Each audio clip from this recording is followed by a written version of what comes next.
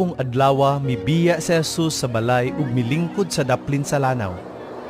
Unya tungod sa daghan kaayong mga tawo nga mialirong kaniya, misakay siya sa usa ka sakayan.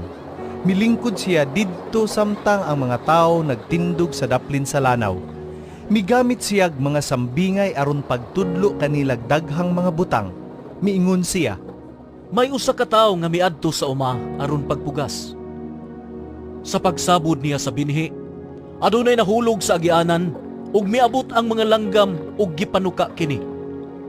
Ang uban nahulog sa yuta nga batuon ug nanurok dayon kay jutay raman ug dili lawom ang yuta niini.